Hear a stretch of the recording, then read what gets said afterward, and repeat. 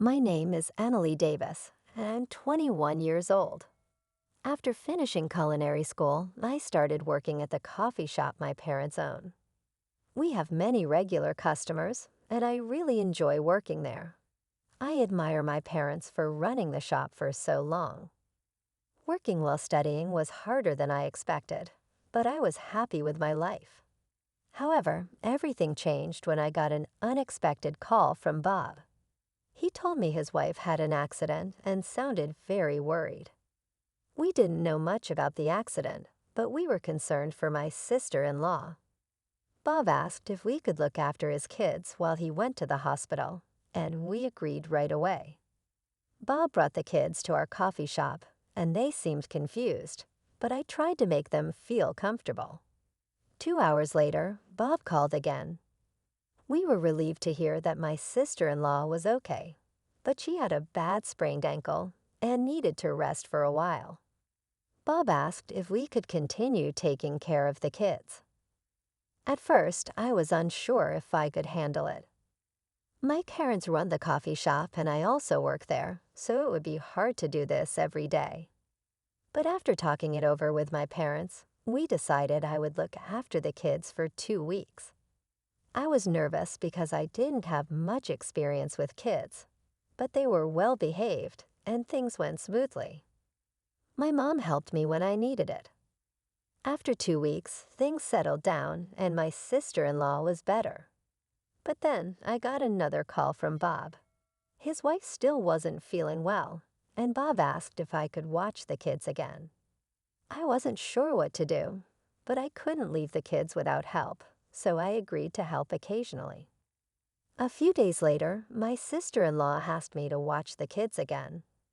I agreed, and the next day I picked up the kids, took them to kindergarten, and then took care of them at home. Afterward, my mom would visit sometimes to check on things. At night, I fed the kids, bathed them, and waited for Bob to pick them up. He thanked me for helping, saying it was a lifesaver, even though I was tired and unsure if I was doing the right thing. I didn't want to leave Bob's family without support. A few days later, I got another message from my sister-in-law asking for help again. I went to pick up the kids, dropped them off at kindergarten, and helped my parents at the cafe for a little while. When it was time to pick them up, I quickly left to get them. There were already a few people waiting to pick up their kids when I arrived. As I waited for my nephews to come out, I heard someone call my name. I turned around and was surprised to see Ashley, an older student I knew from school. We hadn't seen each other in a long time. She told me her child also went to the same kindergarten as my nephews. I wanted to talk more, but it wasn't really the right time. So we exchanged contact information and said goodbye. The next day, Ashley came to the cafe while I was working. My parents saw what was going on and told us we could chat when there were fewer customers. I took this opportunity to talk with Ashley. She seemed to really like our cafe, which made me happy. But then she suddenly became serious and said, "By the way, I saw your nephew's mom the other day." I was surprised by this and just nodded. She continued, saying she hadn't spoken to her, but she was sure it was her because they had talked before. Ashley seemed to struggle to find the right words, which made me curious, so I encouraged her to keep going. What Ashley said next shocked me. It seemed my mom had overheard the conversation too, and we made contact after Ashley left. I asked my mom what she thought about what had been said. My mom replied, "Let's keep an eye on this situation for now," and I agreed. Then one day, I got a call from Bob. I couldn't answer right away. When I looked at my phone, I saw I had missed several calls from Bob. I quickly called him back, feeling confused and worried. I asked, "What's going on?" Bob answered in a tense voice, clearly trying to control his anger. He told me that when he went home to get something he had forgotten, he found the kids alone in the house. The house was supposed to be empty, and this shocked me. But then I started wondering, why was Bob upset with me? As I tried to ask him, my questions seemed to make him even angrier. He yelled, "My wife told me she asked you to take care of the kids today, but you left them alone, and now you're talking back to me." I was taken aback by his words, but there were things I needed to explain. So I said, "Yes, your wife did ask me, but I told her I couldn't do it today. My mom got sick last night, and we were short-staffed at the cafe. I had to work and didn't have time to look after the kids." After hearing my explanation, Bob went quiet. Then he asked, "According to my wife, every time she asks you to help with the kids, you complain and demand payment. Is that true?" I couldn't help but raise my voice during the conversation. I said, "I've never asked for money. I've never said anything like that. I've been helping with the kids, and Mom knows that too. If you have any doubts, why don't you ask her?" When I said this, Bob went completely silent. After a pause, he muttered, "So what was this story about money that my wife mentioned?" I replied, "I have no idea. You should ask your wife about it." Bob, sounding tired, said, "I'll do that." I was still upset, but felt like I had to share something I had heard from Ashley. After hearing what I said, Bob sighed and said, "Give me some time to think," then hung up. As I started to calm down, I grew worried about Bob, so I told my mom everything that had happened. Time passed without any word from Bob, and my parents and I were getting concerned.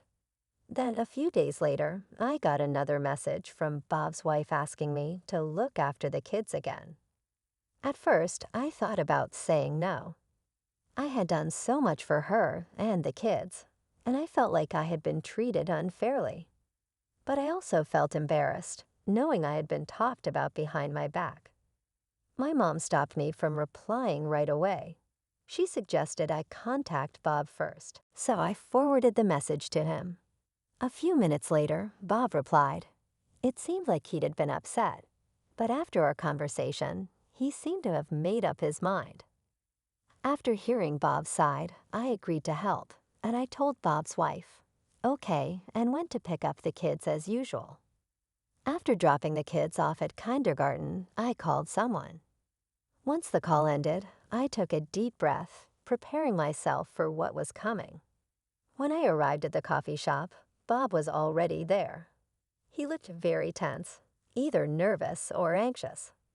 It was the first time I had seen him like this, and I wasn't sure how to approach him. But then my mom stepped in. She told Bob, "I'll pick up the kids, so don't worry. You need to go home and talk things out with your wife." "Emily, I'm counting on you." Bob, looking surprised by my mom's words, nodded. I nodded back at her, then said, "Okay, I'm off," and left with Bob. When we got to Bob's house, he stopped in front of the door, looking for his keys. I noticed his hands were shaking, but I pretended not to see. Inside the house, I could faintly hear voices. My sister-in-law and a few other women were talking. Bob unlocked the door and quietly opened it. We stepped inside without making a sound, and I could hear their conversation clearly.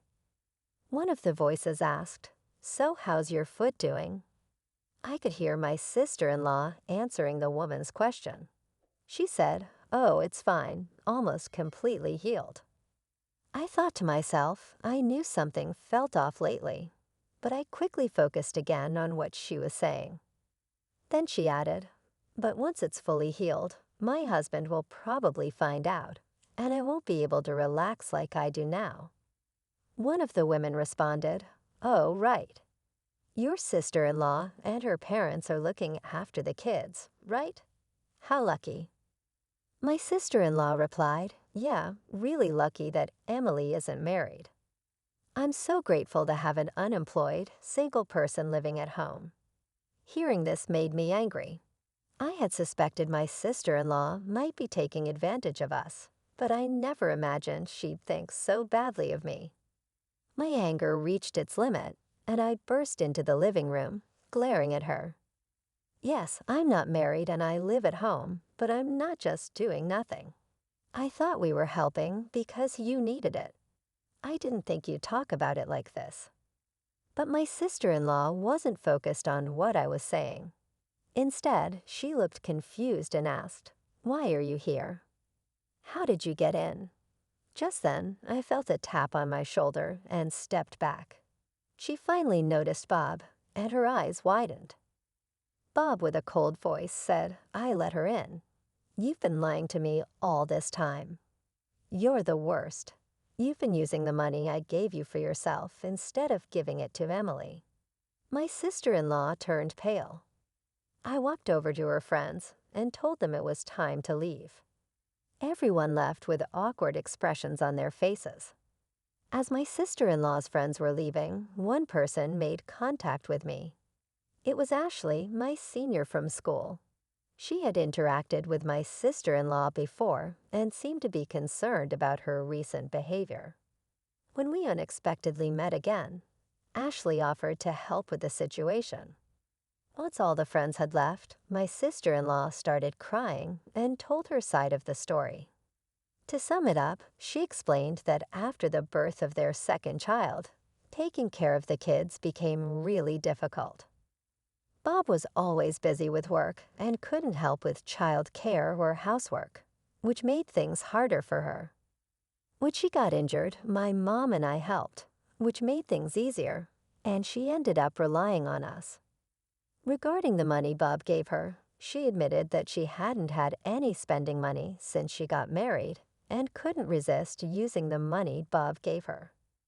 I wasn't completely convinced by my sister-in-law's excuses.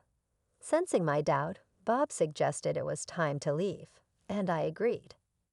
I left his house with him. When I got home, my mom was waiting with a worried look was on her face. It seemed like my dad was taking care of my nephews, so I explained everything to her. She listened and said, "I see, this is a problem between the two of them," and then went back to my nephews. My nephews, not knowing what was happening, smiled and called out, "Aunt Emily."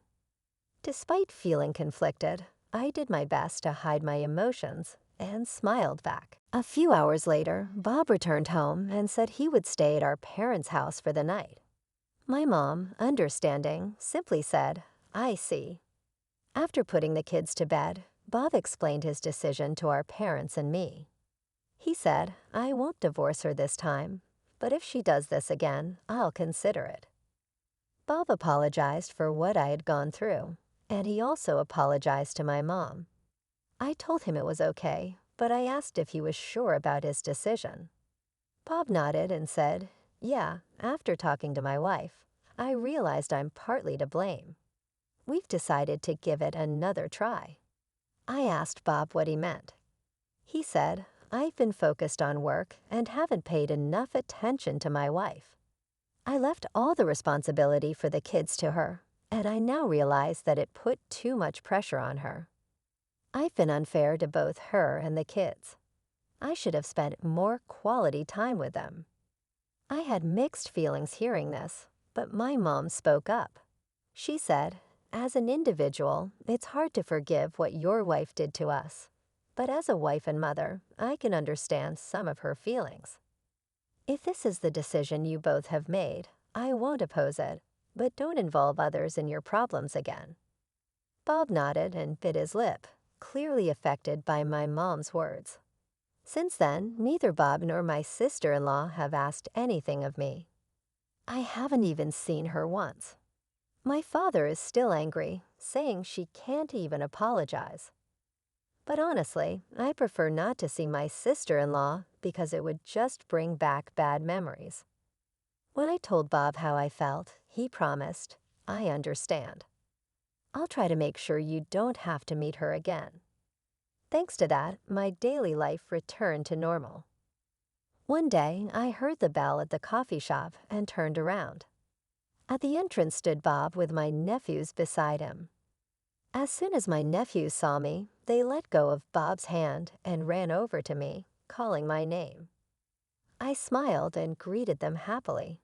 While the kids were chatting with my parents over cake, Bob quietly told me that although my sister-in-law was sorry, she didn't like the kids visiting me because they were so fond of me. Hearing this, I couldn't help but think it was her own fault.